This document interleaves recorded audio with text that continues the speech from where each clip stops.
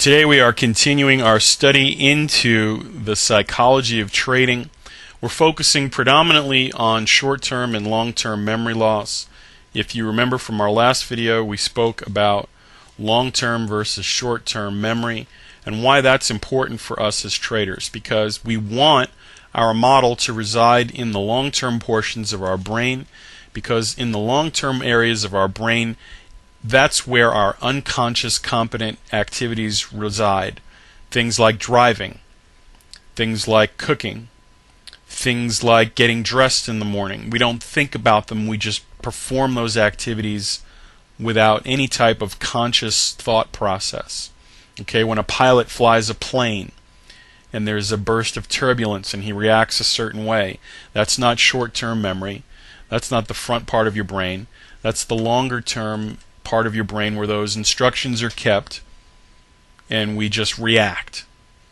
Okay, and why is that important? Yesterday we talked about the fact that if you work from short-term memory, which is where most traders are working from, they're flying by the seat of their pants, making decisions in the moment, thinking versus reacting unconsciously to the signals in their model, then we enter into a state of panic. A state that this researcher refers to as emergency mode. Your basal ganglia react, which is that feeling of absolute panic when someone jumps from behind a door and scares you, or if you're attacked by a wild animal or a dog comes up to you and that's your basal ganglia kicks in, your heightened response. Okay, picture that relative to trading. That's breathing fast, heart beating fast, sweat glands engaged. Pit of your stomach, you can feel it. And then here, I want you to drill this in your mind. The brain can develop this emergency mode of functioning as a habit. Over time, these individuals are driven into a hyperactive state which is beyond their control. Michael, why do I make these mistakes? Why do I move my stop up? Why do I move my stop down? Why do I get out of trades early? The answer is simple. It has become a habit. It is biological, it is psychological, it is universal. You are hardwired to do this unless you learn to trade a different way.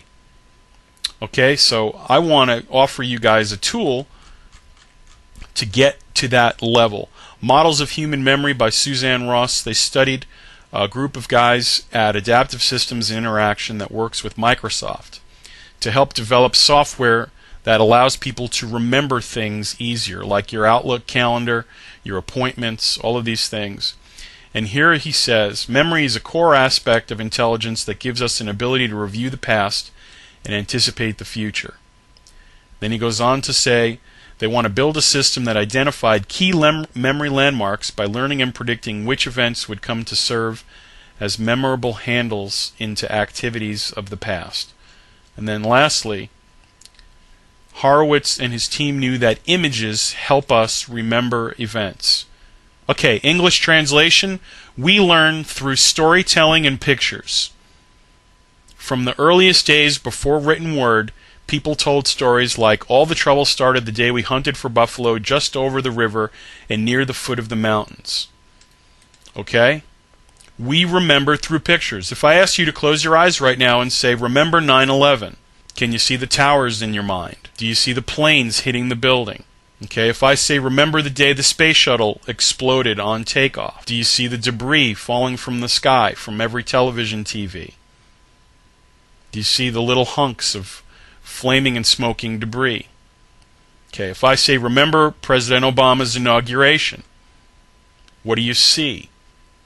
Okay, you don't think things like, I think of you, boom, there he is on the podium, just like it was yesterday.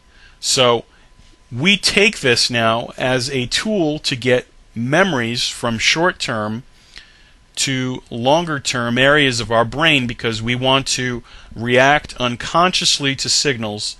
We don't want to think about them in the short-term memory, because that leads to panic. Panic leads to a habit. Habit leads to destruction of our accounts. So the tool that I offer you today is pictures relative to moving that information into long-term memory.